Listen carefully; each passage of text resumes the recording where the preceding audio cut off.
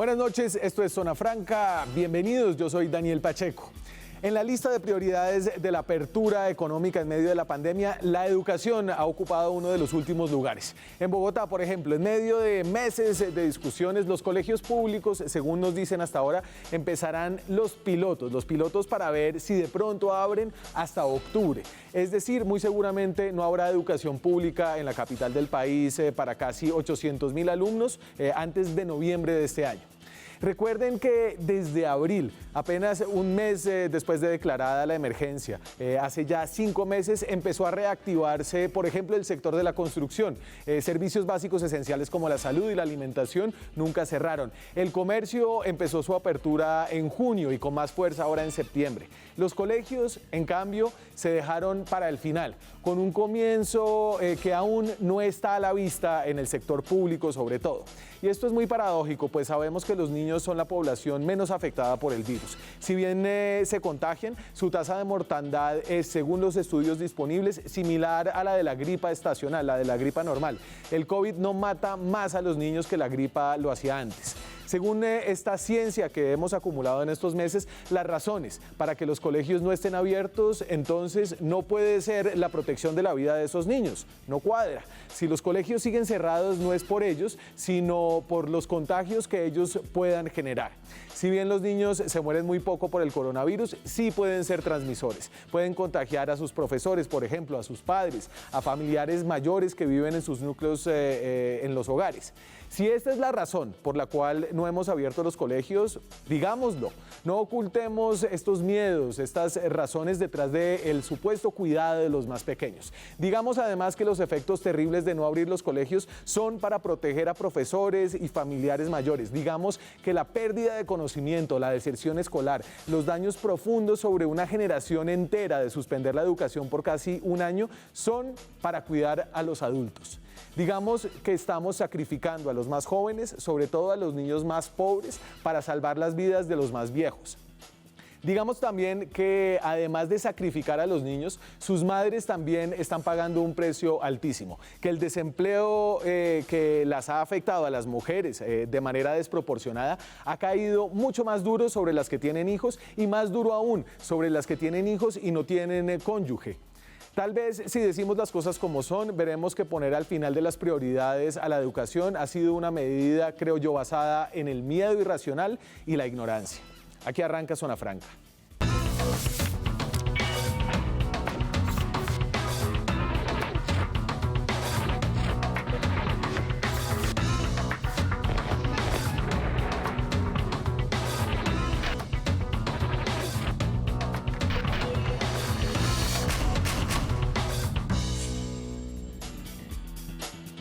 Y esta noche volvemos a Zona Franca sobre este tema. Ya hemos pasado varias veces por acá desde que comenzó la pandemia. Creo que siempre con una preocupación de que no nos estamos moviendo suficientemente rápido para la apertura de la educación, que yo creo que es esencial para la sociedad. Y de nuevo, y aquí reitero estos datos. Esta es la torta más o menos entre los estudiantes de colegios públicos y colegios privados en Colombia. Y lo que muestran estos datos es que cuando hablamos de educación, sobre todo de educación básica y secundaria y primaria, estamos hablando del sector público donde están la mayoría de los estudiantes, 7.900.000 estudiantes, el 80% de ellos, un 19,6% está en el sector privado. Y cómo son las posibilidades de conexión y de educación remota diferenciales según si usted está en un colegio privado o en un colegio público. El DANE tiene unos datos interesantes al respecto. Entonces, por ejemplo, este es el acceso a Internet para los niños que están en colegios públicos y colegios privados. El 96% de los que están en colegios privados tiene Internet, pero apenas el 37% de los que están en colegios públicos tienen Internet en sus hogares. Esto muestra que hay una brecha enorme, una brecha que no es tan grande cuando se habla de los aparatos TIC. Creo que esto se ha masificado a propósito de los teléfonos inteligentes, las tabletas, etcétera. A propósito de los estudios sobre los contagios, ¿cómo afecta el COVID a los niños? Yo decía al principio, haciendo creo que un argumento un poco fuerte, que los niños no son afectados especialmente, de manera especialmente fuerte por el coronavirus, y esto es lo que dicen varios estudios que miramos del Harvard Medical School, del Centro Europeo para la Prevención y el Control de las Enfermedades. La mayoría de los niños contagiados de coronavirus son asintomáticos o solo desarrollan síntomas leves. Los síntomas que presentan en pacientes pediátricos tienden a durar muy poco tiempo. Es decir, no son un factor de riesgo y de estrés muy grande para el sector de salud, para la ocupación de UCIs, etc. La carga viral de los niños que se contagian puede ser igual o mayor a la de un adulto. En este sentido, sí hay que tener algunas prevenciones. Se ha hablado de niños que son súper contagiadores del virus, pero los índices de mortalidad en los niños de coronavirus es tan baja como la de la gripe común o la influencia estacional, como decía. Para hablar de esto, nuestro primer invitado es un hombre que ha opinado hace muchos años de educación en Colombia, ha trabajado desde el Instituto Merani en técnicas pedagógicas innovadoras, es investigador pedagógico, economista y columnista de varios medios, Julián de Zuviría. ¿Qué tal, Julián? Buenas noches. Daniel, un gusto y un placer poder estar aquí contigo y con todos quienes nos están escuchando en este momento. Muy amable por la invitación. No, señora, usted por aceptarla y por hablarle a nuestra audiencia. A ver, tal vez usted no está de acuerdo, creo que escuchó el planteamiento inicial que yo hacía, y es que siento yo que el poner los colegios y su apertura en la parte trasera, digamos que de las prioridades, no tiene un sustento lo suficientemente fuerte para entender cómo lo que estamos perdiendo. Bueno, en realidad eso ha pasado en todos los países. ¿Por qué? Porque en ningún país del mundo, en ninguno, mientras el virus estaba creciendo, los niños fueron a los colegios. Eso pasó en Suecia, que usó otro modelo, y eso ha pasado en algunas regiones en Estados Unidos y en Brasil. Pero en el resto del mundo, los 212 países restantes, se ha esperado a que el virus esté controlado. Lo que hay que entender es que en Colombia el virus todavía no está controlado. Ha habido, y la tendencia sin duda es positiva. Ya los indicadores comienzan a mostrar una luz, pero el balance colombiano es muy preocupante porque el virus ha estado con nosotros un tiempo muy largo. De acuerdo. Entonces sí es comprensible que se espere. Uno, el número de niños es muy grande, tú diste todos los datos.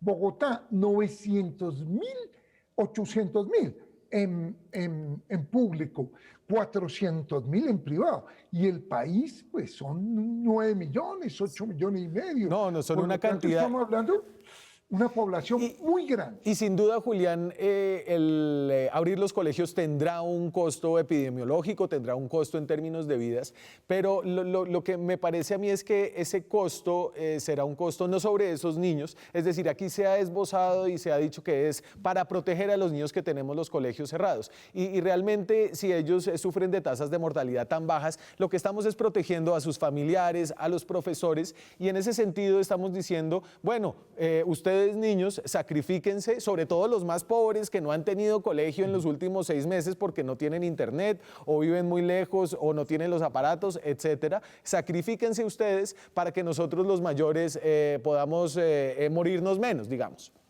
Digámoslo, tú lo planteas un poco brusco, pero no es equivocado.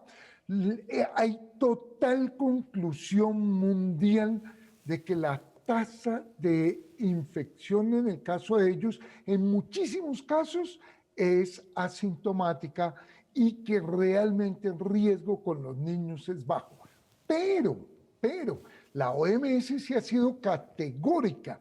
No podemos concluir sobre las tasas de transmisión porque varios estudios nos dicen que son muy altos agentes contagiadores. Por lo tanto, sí, se hace fundamentalmente para proteger a la población con la que viven los niños. El 20% de los niños de grado noveno se desplazan en Transmilenio. Por lo tanto, ellos también serían contagiadores. Es que solo este dato. En Bogotá, 800,000, si uno los saca a todos, pues realmente el nivel de contagio se hubiera disparado. Por eso está bien que se haya aplazado el ingreso. Yo lo que creo es que ahora viene la tarea de cómo garantizar gradual, seguro. Y ahí sí las cosas son complejas porque este país ha abandonado la educación pública. La mitad de los colegios de las zonas rurales no tienen agua potable. Que aquí van a salir los graves problemas del país. Un dato, la región de Antioquia. Antioquia tiene 4,000 colegios. De esos 4,000, el 25% no tiene ningún tipo de agua, ninguno. Y el 45% tiene agua, pero el agua no es potable. Es decir, estamos ante regiones como Antioquia. No estoy hablando de Chocó, donde no hay un colegio de todo el departamento que tenga agua permanente. No, es que esto no puede tomarse una decisión a la ligera. Hay que proteger la vida de todos y aquí está saliendo a flote una cosa que tú decías muy clara, las enormes desigualdades.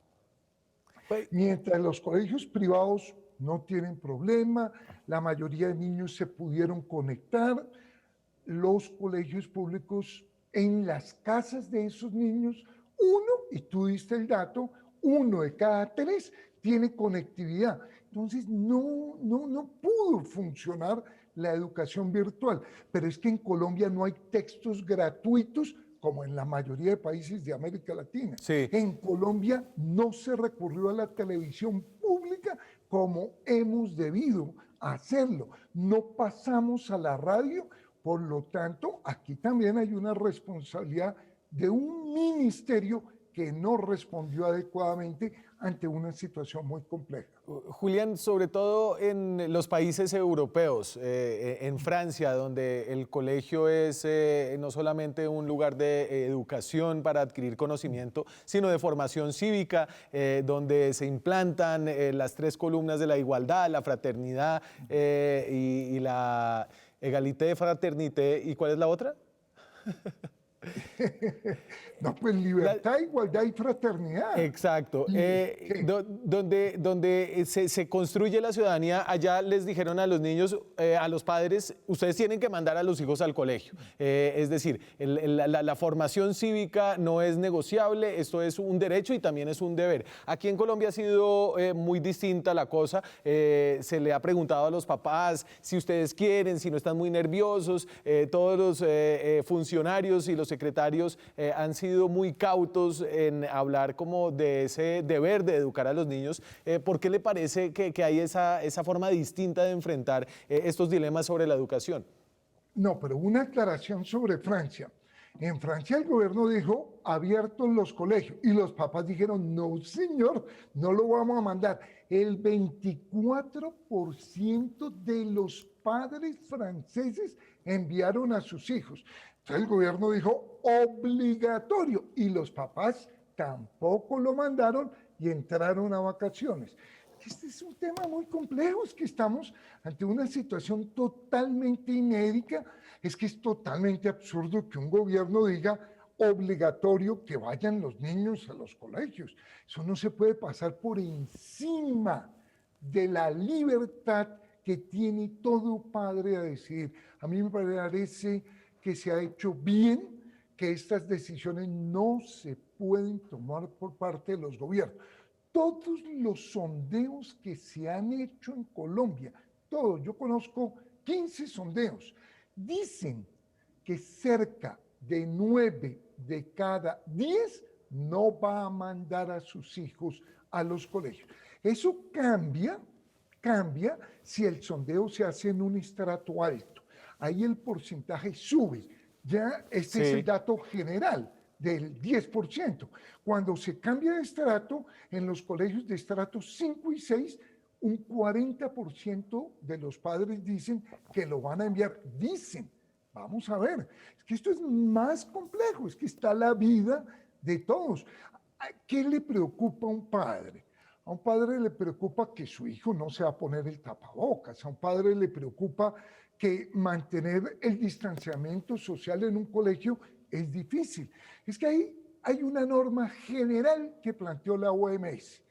Evite los espacios cerrados, los espacios donde no pueda haber distancia entre uno y otro. Y todos los colegios tienen espacios cerrados y muy difícilmente puede haber distanciamiento entre uno y otro. De acuerdo. Por eso es comprensible la preocupación de los padres.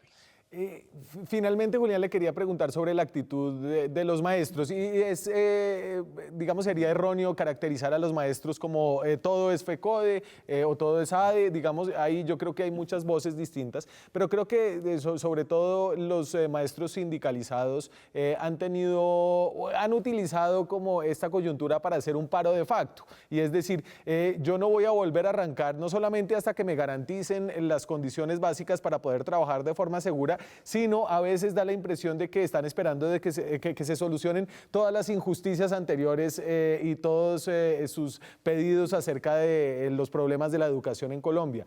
No parece haber una actitud muy propositiva, incluso un ánimo de sacrificio que han tenido los médicos, los trabajadores en otros espacios. Bueno, los maestros de la educación pública tienen en parte la razón. Es que en ningún colegio público al que yo haya ido, y he ido 43 años a miles, ha habido jabón, pero en ni uno, no hay uno solo. Por lo tanto, mantener el distanciamiento, garantizar la bioseguridad, impedir o hacer todo lo posible para que no haya contagios, va a ser difícil en la educación pública. Hasta ahí, digámoslo, ellos tienen razón en sus quejas. Ha sido abandonada la educación pública. ¿Dónde no tienen razón? En que los tiempos ya han pasado, en que el virus está menos extendido en este momento, en que el número de contagios está disminuyendo, en que el número de muertes también. Y un punto clave, en que hay muchos municipios del país que no tienen COVID. Sí. En esos municipios debería haber educación ya. Eso sí es totalmente claro.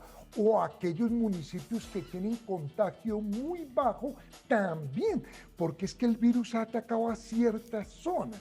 Ahí es donde hay que tener más cuidado. Yo creo que Bogotá, Medellín, Barranquilla, las grandes ciudades han sido muy responsables. Van a arrancar con colegios privados, es totalmente lógico. Después pilotos en colegios públicos, porque en Francia, en los países que han abierto, ¿qué han hecho? Uno, más profesores para apoyar la división de cursos. Sí. Dos, nuevos espacios. Se han habilitado 30.000 espacios en Francia, nuevos, carpas. ¿Eso va a pasar en la educación pública colombiana? No. Yo creo que sí tienen que asumir una actitud más propositiva, dialogar más, y ahí hay responsabilidad de lado y lado.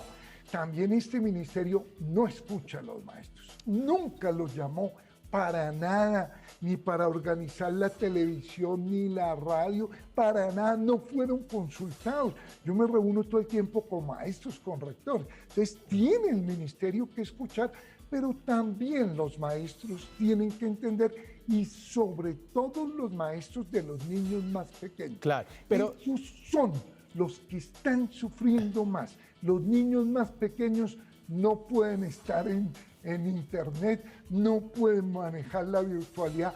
A ellos hay que dedicarle los colegios. Pero entonces, y aquí para cerrar, ahí, ¿usted sí cree que el 2020 debe ser un año en que, así sea al final, tengamos una reactivación en la mayoría, con todos los cuidados y las distintas modalidades, una reactivación de los colegios públicos, privados en el país este año?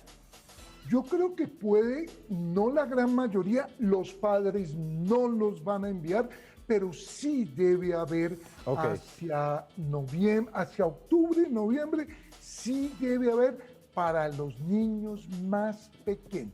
Esa es la prioridad del país. Necesitamos que los niños de 5 a 8 años, que les queda muy difícil la educación virtual, que no tienen ni la autonomía ni la lectura y que no pueden quedarse solos en ninguna casa, a ellos hay que proteger. Yo terminaría con esta idea.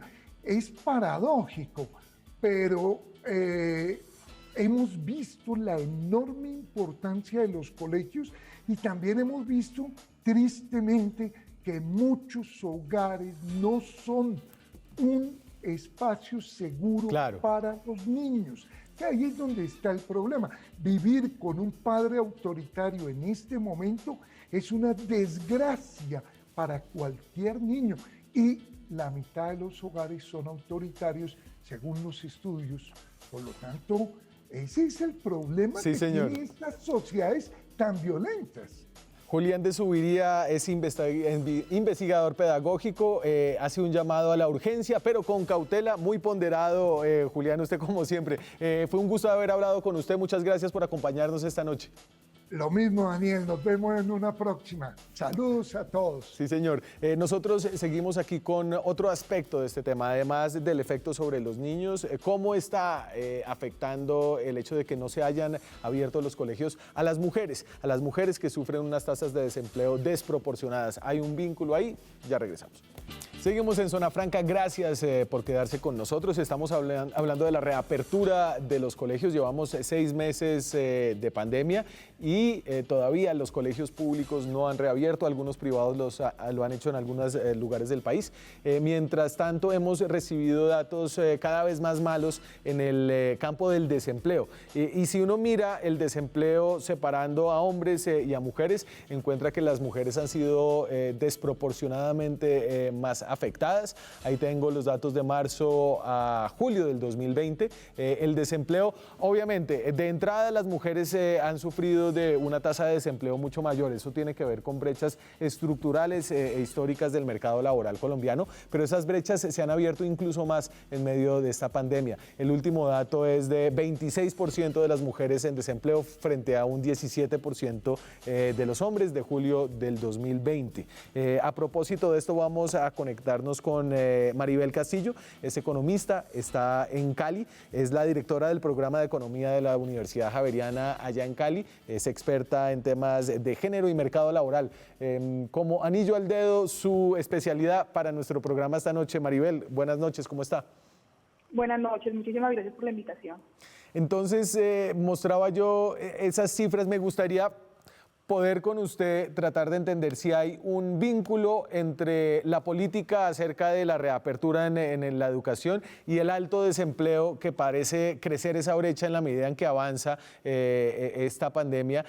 Sí tiene que ver y hay una conexión con los colegios. De entrada, ¿qué le dicen a usted los datos? Bueno, muchísimas gracias. Bueno, voy a empezar mostrando esa brecha de 10 puntos porcentuales que usted mencionaba y los efectos que, digamos, están relacionados con el tema del cuidado y de que los niños estén en el hogar y, por lo tanto, la necesidad, como lo decía Julián de Zuviría, de que se abran los colegios para mejorar el empleo de las mujeres. Entonces, lo primero es que la tasa de desempleo de las mujeres, como usted lo mencionaba, ha venido, digamos, mal desde el inicio del confinamiento, pero después de las diferentes medidas de desconfinamiento, los sectores que se abrieron no son necesariamente los que más emplean mujeres, al contrario. ¿Sí? Entonces esto afectó todavía más el empleo de las mujeres y se fue marcando en la medida en que fue pasando el tiempo. Entonces julio fue el dato histórico del desempleo de las mujeres de 26.2%, con esa diferencia que usted mostraba, y tiene mucho que ver con el cuidado. ¿Por qué? porque ya teníamos, digamos, en otros estudios, la información de que las mujeres realizan en el hogar 7 horas más de cuidado que los hombres. Sí. Sí, si las mujeres están con el cuidado de los niños en el hogar, más el cuidado del hogar o personas enfermas, pues no va a poder salir a buscar empleo, ¿sí? Eso le daría su categoría, digamos, de desempleada en caso de que no tuviera empleo. Por otro lado, si no puede dedicar horas adicionales a trabajar, pues tuvo que renunciar, y eso es lo que vimos masivamente con las mujeres, a las actividades laborales y quedarse cuidando a los niños. Por eso es necesario, si queremos reactivar el empleo femenino, que los colegios vuelvan a sus actividades normales. Y entonces, Maribel, yo le mandé ahí unos daticos que conseguí por el proyecto de cuidado. Debo decir que en ese proyecto trabaja mi esposa, que es abogada, Natalia Ramírez. Trabajan ahí también otras 2 economistas, Ana María Trivín del Banco de la República y Paula Herrera de la Universidad Javeriana. Pablo Herrera me mandó estos datos para que hablemos de la caída de las mujeres en la inactividad, porque a veces esa cifra de desempleo es un poquito mentirosa, ¿cierto? Entonces, la inactividad es cuando usted está desempleado, pero básicamente está desempleado y además no está buscando trabajo. O sea, está tan alejado del mercado laboral que no sale como desempleado, porque usted, cuando le preguntan si está desempleado, le preguntan si está buscando o no trabajo. Y entonces aquí tengo una comparación y muestro esta comparación. Lo que nos muestra es que las mujeres con hijos, ahí está en miles, por ejemplo, pasaron de la inactividad. Las mujeres con hijos menores de 10 años eran 262.000 en junio del 2019 y pasaron a ser 541.000 en junio del 2020, en medio de la pandemia. Es decir, las mujeres con hijos menores de edad subió la inactividad en este rango en 106%, una cantidad. Sin embargo, las mujeres sin hijos vieron un aumento mucho menor en la caída a la inactividad. Eran 685.000 antes de la pandemia y ahora en junio del 2020 son 812.000, un incremento grande, obviamente, del 19%, pero se ve que el factor de tener hijos, sobre todo hijos pequeños, afecta la caída en la inactividad de las mujeres. Maribel. Y otra cosa que también afecta, que de pronto los datos de Ana María, Natalia y Paula no están mostrando, es el tema del servicio doméstico, porque si estás en el hogar, pues obviamente desplazas otra parte del trabajo de las mujeres, que son las mujeres que trabajan en el servicio doméstico. Claro. Entonces un tema que también se vio fue, pues claro, no puedes destinar a la persona que trabaja en el servicio doméstico que te ayude con las tareas del niño, por ejemplo, ¿sí? O si se pueden distribuir las tareas en el hogar, pues ese rubro de las mujeres en empleo doméstico aumentó, el desempleo doméstico, si lo podemos decir de esa manera. Entonces creo que esto es toda una cadena, ¿no? Y de ahí la necesidad de que se reactiven actividades que permitan a la mujer disminuir la carga del cuidado para que pueda, como decía usted muy bien, no estar en esa situación de inactividad, sino pasarse a la situación, si es el caso, de la búsqueda de empleo, o si ya tiene un empleo, retornar a su empleo. Venga, en toda esta discusión, y empezaron a salir los datos del DANE, y yo creo que el país ha entendido que en esta coyuntura el desempleo es muy grave en todos los sectores, pero es especialmente grave en el sector de las mujeres. Yo he leído editoriales de diarios importantes del país, es una discusión entre economistas y columnistas, pero lo que no he visto es que se haya atado al tema de los colegios. Parece como si funcionaran en universos distintos, y entonces se ha hablado, hagamos una política para que las mujeres con enfoque de género, para la recuperación del empleo, pero nadie ha dicho como básicamente, pero por favor, señores, abran los colegios. Yo creo que es un tema de las disciplinas que tiene la economía. Entonces, se trabaja la economía laboral y se trabaja la economía de la educación. Entonces, si uno escucha a los economistas que trabajan en economía de la educación, estas personas están diciendo, sí, regresan a los colegios, pero no lo atan con el mercado laboral. Y yo creo que ahí hay que hacerlo en este momento, y precisamente porque la pandemia lo que disparó fue el cuidado. Sí, que es un sector que se ha dicho, oiga, hay que meterlo dentro de cuentas nacionales, es necesario que ingrese en cuentas nacionales para que no esté invisibilizado dentro de la inactividad, ¿no? Porque es que cuando decimos aumentó la inactividad de las mujeres, como las mujeres no están haciendo nada, y lo que están haciendo es demasiado en los hogares. Entonces yo creo que es por esa conexión de esas dos áreas de conocimiento, no porque estén desligadas, porque por supuesto hacen parte de las políticas sociales que analizamos en economía. Pero entonces, para que quede muy claro, ¿usted sí cree que abrir los colegios sería una medida para combatir las altas tasas de desempleo, inactividad y desocupación de las mujeres colombianas? Totalmente, yo estoy de acuerdo en que tienen que retornar los niños a los colegios con todos los cuidados, escuchando a Julián de Zuviría, por supuesto, están todos los miedos de que se cumplan con las condiciones de bioseguridad para que ellos retornen, están los miedos de los profesores de que tengan todo para poder regresar y controlar esto, pero esto está teniendo un costo muy alto sobre las mujeres, sobre todo, y creo que es necesario que se dé la reapertura, al menos de forma gradual, de los colegios, sobre todo los más pequeños, porque ya vimos en el estudio de Natalia, Paula y Ana María Trivín, que efectivamente los que tienen niños pequeños son los más sacrificados en el tamaño de la actividad. Maribel Castillo es economista, es la directora del programa de economía en la Universidad Javeriana de Cali. Un gusto escucharla esta noche, Maribel, gracias. Muchísimas gracias. Nosotros seguimos ahora con un debate que se ha dado en el país, el debate entre algunos sectores de los maestros que sienten que no tienen las condiciones suficientes y las garantías para volver a trabajar, y algunos padres que les están pidiendo que se muevan, que nos movamos un poquito más rápido, así sea arriesgando. Volvemos con ese debate después de comerciales.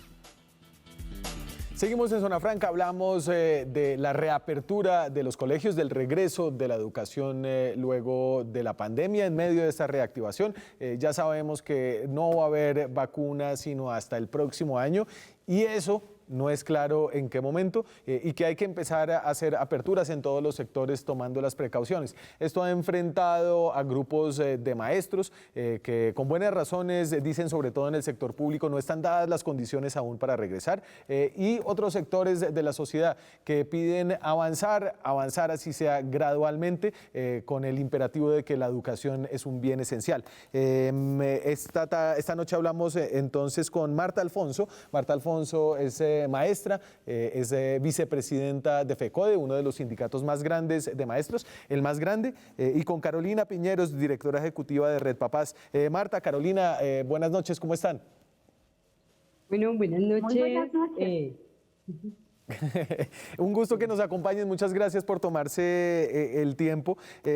Carolina Piñeros de Red Papás estuvo entre las firmantes de una carta que publicaron muchas personas, muchos firmantes hace poco, en la que siento, Carolina, ustedes pedían que empezáramos a avanzar con más velocidad. Esa carta tenía como un sentido de urgencia en esta discusión.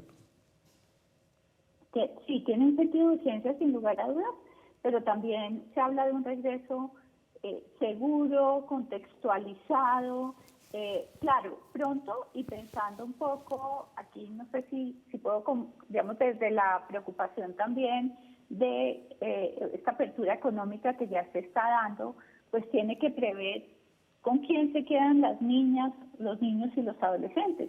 Entonces es muy importante también que el mismo gobierno empiece a pensar, bueno, ¿quién va a cuidar a las niñas, a los niños y quién va a acompañar esos procesos educativos cuando ya padres, madres y cuidadores están teniendo que salir a buscar sus medios de vida, salir a atender sus responsabilidades laborales? Claro. Marta, ustedes en FECODE sienten que la cosa no es segura ahora mismo, todavía, digamos, estamos hablando de pilotos en Bogotá hasta el próximo mes. Si hay pilotos hasta el próximo mes, la reapertura no será sino hasta finales de año, si es que es a finales del año. ¿Sienten ustedes que todavía no es el momento de avanzar? Pues nosotros desde que empezó la pandemia, lo que llamamos al gobierno fue declarar la emergencia educativa y precisamente a no solo mantener el trabajo en casa, sino a preparar las condiciones para este regreso que se tiene que dar en algún momento. Y pues entre más rápido se diera, mejor.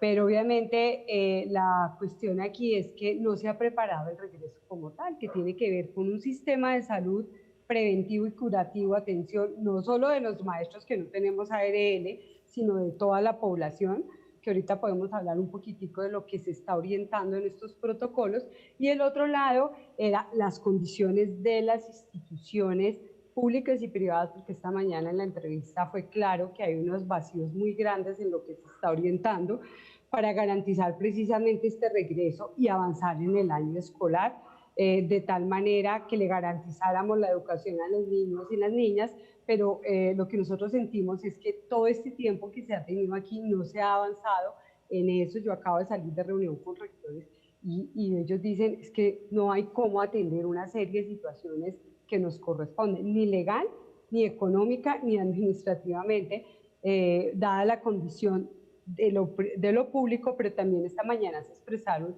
las situaciones de lo privado frente a esta coyuntura, como es decirles que va a tener el 35%, un colegio, el ejemplo era de 1.900 estudiantes, y entonces él decía, si va una parte a lo virtual, ¿cómo garantizo yo el resto? Entonces me toca doblar el personal y los colegios no están en la mejor condición para atender a esto. Otra cosa son los colegios personalizados, pero estamos hablando de colegios que tienen, él decía, el promedio de grupo son 300, yo no sé cómo hacer, porque entonces yo tengo que dividir. Esa es la situación real que nosotros estamos diciendo que la abordemos para realmente dar salidas contundentes y poder avanzar en una apertura al sector que más mueve gente y que depende pues de todos los otros.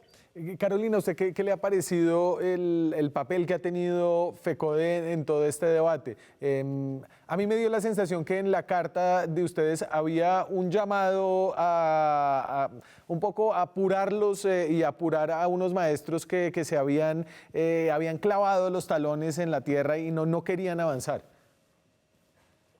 Mira, yo creo que el tema, y aquí hay como dos cosas distintas. Una, y creo que en eso estamos de acuerdo con FECODE, es las niñas, los niños y los adolescentes tienen unos derechos prevalentes. El derecho a la educación es un derecho, además, que contamos con los maestros para precisamente que todas las niñas y adolescentes colombianos tengan cubierto ese derecho.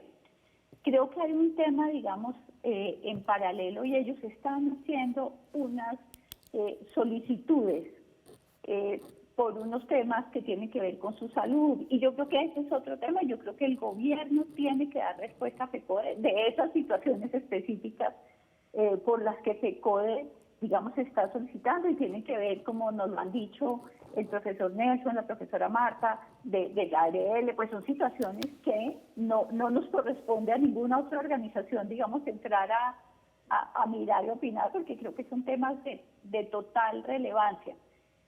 Y creo que, fíjate que hay en algo que siento que estamos de acuerdo. Estamos hablando de lo mismo, hay que trabajar en esas condiciones, hay que trabajar para alistarse. Entonces yo creo que nosotros lo que tenemos que hacer ahorita es mirar a ver, y lo que ha propuesto Red Papás es precisamente entender cuáles son esas condiciones, porque cuando tú empiezas a ver y empiezas a entender que hay colegios, y ahí es donde es importante entender la minucia, y es lo que decía ahora Marta, un colegio de 1.900 alumnos, el 35% empieza a poner una cantidad de complejidades. Sí. Nos lo ha dicho mucha gente, digamos, desde ayer, y era, ¿por qué no es el 50 como en el sector, digamos, comercio? Porque este sector, y hay una gran preocupación, es que pareciera también que en todas las medidas siempre hay una discriminación con lo que tiene que ver con las niñas, los niños y los adolescentes. Como primero hay que ponernos también en las necesidades que ellos tienen y en la posibilidad también del colegio de atender esto. Entonces yo creo que estamos avanzando, ojalá fuera más rápido, ahí también estamos de acuerdo con Marta, que esto no debería tener espera. Sí creemos que el gobierno tiene que destinar unos recursos importantes, y seguramente hablo del gobierno nacional, secretarías de educación, mira, colegios que no tengan saneamiento básico resuelto, que no tengan agua, sí, pues ni podemos hablar ni el AP de protocolo se puede hablar ahí, ¿cierto? Entonces fíjate que creo que el punto es, pongámonos ahorita a entender cuáles son las situaciones, cuáles son las condiciones. Lo que nosotros hemos dicho desde hace mucho tiempo, pareciera que esto no es una talla única. Pareciera que hay que acompañar en que esas medidas, si se puedan tomar como las medidas de distanciamiento, de estas prácticas de higiene, de taparse de la boca, pero más allá de pronto inventarse tantas cosas, empieza a complejizar para el colegio, claro, digamos, ese regreso y ese retorno. Entonces, ¿por qué no Carolina, tenemos unas reglas parecidas a las que tiene todo el mundo? Carolina, Marta, voy a hacer una breve pausa comerciales. Sigamos esta conversación en un par de minutos, ya volvemos. Ya hablamos de cómo va la reapertura de ese servicio esencial que es la educación. Iba lenta, se han tomado algunos pasos, pero todavía la mayoría de los niños, niñas y adolescentes en el país siguen en la casa. Estamos hablando con Marta Alfonso, es vicepresidenta de FECODE, y con Carolina Piñeros, directora ejecutiva de Red Papás.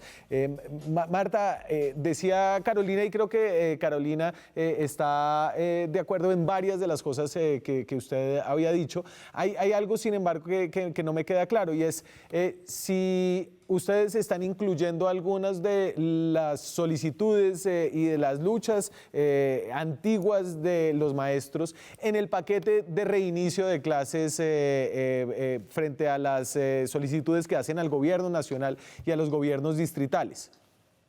Bueno, lo que pasa es que el problema que tenemos nosotros hoy tiene sus raíces de antes. Claro. Si no tuviéramos precisamente esta desfase en la infraestructura, por ejemplo, de los colegios, donde no hay saneamiento básico, donde no hay suficientes baños, ni lavamanos, ni personal docente o personal de apoyo, pues estaríamos hablando de otras circunstancias y otras condiciones. Pero eso, digamos, que hace parte de la generalidad de lo que nosotros decimos. Miren que es urgente acelerar esto, no solo para esta pandemia, sino para muchas otras cosas.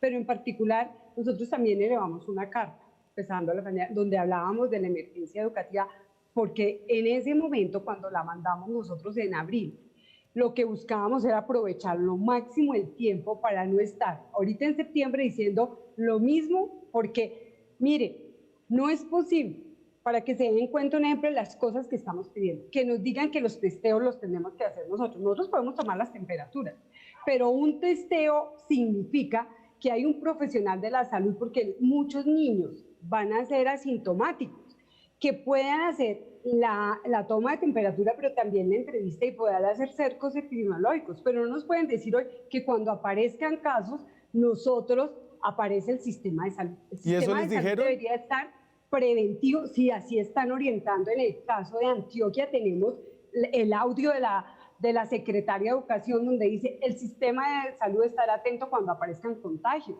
Y resulta que nosotros no sabemos qué trae ni qué lleva el niño a la casa. Le podemos tomar la temperatura, pero no tenemos cómo, y eso es una cuestión que está orientada por la OMS, que está orientada incluso por los espacios de trabajo de la OIT. Entonces nosotros le decimos, una situación es que el sistema de salud no es preventivo y no tiene a esas personas que por lo menos deben ser tecnólogos en salud ocupacional en cada institución para que nos ayude con esos testeos y estos cercos, porque además, mientras que nosotros estamos haciendo eso, tenemos que ir a hacer la clase y tenemos que cuidar a los niños en los diferentes espacios. Entonces, nosotros no estamos pidiendo lo de nosotros aquí, estamos pidiendo es que se garantice realmente para poder avanzar.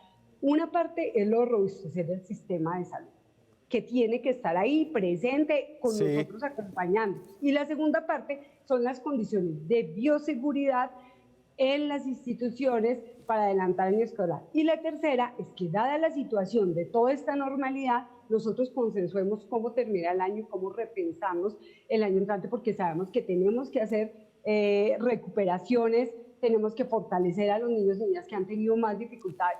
Pero la solución estaba en la conectividad, por un lado, que no iba a ser 100% el trabajo, y la otra era realmente preparar este sistema que no se ha hecho. Estamos en peor condición. Los rectores le giraron los recursos, ya se los gastaron de lo que llaman gratuidad, que los entraron ¿en qué? En la atención en medio de la pandemia de material para trabajo. Entonces, hoy ellos no tienen recursos y lo que les están dando no les da garantías. Le dicen, es que el padre es el que autoriza. Sí, pero es que el padre autoriza, pero después de que llega a la puerta es el rector el que asume la responsabilidad, o bueno, la institución, el rector como cabeza legal. Y quisiera como para empezar a cerrar, ponerles de presente que En este cálculo de dejar los colegios hasta el final, sea la culpa de quien sea, y creo que todo el mundo puede tener responsabilidades ahí, sobre todo el gobierno y sobre todo los gobiernos anteriores de los últimos 200 años en Colombia que no han construido un sistema de educación robusto, pero más allá de eso, sí parece que aquí pusimos a los niños de último, es decir, el no volver al colegio no es para cuidar a los niños, porque los niños ya sabemos que se mueren muy poco, afortunadamente, con este virus. Dejar a los niños de último es para proteger a los mayores y además al dejar a los niños de último estamos afectando más a los niños más pobres y que están en la ruralidad. Esa discusión me parece que no se ha dado lo suficientemente bien en Colombia, nuestro orden de prioridades, Carolina. Estoy completamente de acuerdo contigo y me encanta lo que estás diciendo. Parte de lo que nosotros hemos venido alzando la voz es precisamente eso. Creo que nosotros nos llenamos y parte de lo que nosotros hemos venido haciendo es hay que construir en este momento un discurso de confianza para que precisamente, y yo creo que por eso inclusive parte de lo que estamos haciendo es listo. Si Bogotá dijo que el 35% de aforo, bueno, empecemos con eso. Mira, y hemos venido acompañando instituciones educativas y sabemos que en la medida en que empiecen a demostrar que se puede abrir, que pueden organizarse, porque hay toda una cantidad de imaginarios falsos que nos han llenado, que los niños no obedecen, que no se lavan las manos, que no atienden los protocolos. Mira, ya tenemos un colegio que lleva 2 semanas en Medellín ya operando, es un colegio privado, lamentablemente ojalá empezaran los que tú dices, pero los que van a empezar seguramente son más colegios privados que tienen un poco más de condiciones, pero estamos también en la tarea de acompañar colegios públicos, de ver cómo se puede hacer a través de Red Papás. Sí. Inclusive hemos querido ver cuando hay situaciones complejas de saneamiento básico, cómo se puede hacer una solicitud al gobierno, porque ahí sí se necesita un apoyo importante para el tema de infraestructura. Y hay que compartir, mira, en muchos países también en vías de desarrollo, inclusive con unas condiciones más desfavorables que Colombia, que nos están compartiendo cómo lo están haciendo y cómo les está dando buenos resultados. Entonces creo que tú tienes razón también, seguramente las condiciones ideales nunca las tendremos, pero en este momento hay que alzar la voz, especialmente por esas familias más vulnerables, por los niños que en todo este tiempo no han tenido prácticamente nada, y por aquellos que tienen unas familias que también en este momento tienen que salir a buscar sus medios de vida, porque la situación está muy compleja. Marta, y ahí yo le digo la verdad, yo ahí he sentido un FECODE más interesado y que ha sido más vocal con los problemas de los maestros y los problemas de los trabajadores de la educación que con los mismos niños. No, mira, yo creo que ustedes están confundiendo los espacios. Nosotros está la carta publicada. Lo primero que nosotros pedimos fue realmente garantías, una para adelantar el trabajo en casa, para poder tratar de cubrir el máximo de población, porque nosotros sabemos que a veces el único espacio protector que tienen los niños es la escuela y todo el aspecto socioemocional. Y ustedes pueden ver nuestras orientaciones, incluso hicimos orientaciones pedagógicas, hicimos talleres en nuestras transmisiones frente al acompañamiento. Pero lo que más le pedimos al gobierno fue que organizáramos esto. Y hoy, a puertas de entrar, estamos en igual condición. Mire, en Antioquia se saca un listado, como decía ahorita Carolina, de todos los que no tienen agua, pero no hablan del problema de salud y de otras situaciones que están conexas.